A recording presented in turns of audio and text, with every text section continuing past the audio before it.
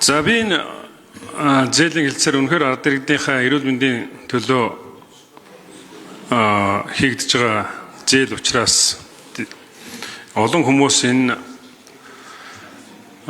өвчний улмаас гадаад явж зайлшгүй эмчлүүлж байгаа учраас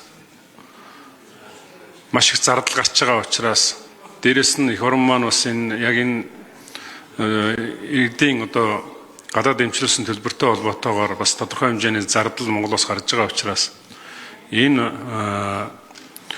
зээлийн хэлцээрийг дэмжиж байгаа гэдгийг хэлье. За нэг хоёрдугаар асуудал байна. Тэгээ бас энэ учрал дарга бас анхааралтай аваач гэж хэлмээр байна. Тэгэхээр энэ Булган аймгийн засаг даргыг хууль бусаар томилсон асуудал байгаад байгаамаа. Өөрөөр хэлбэл төрийн албанд огт ажиллаагүй.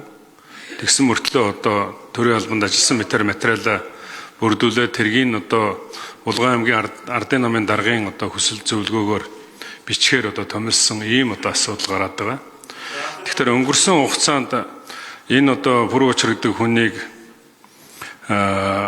ажил үргээ бүрэн дүрэн биелүүлж чадаагүй гэж огцруулсан энэ жилийн югаар таслахгүй шүү.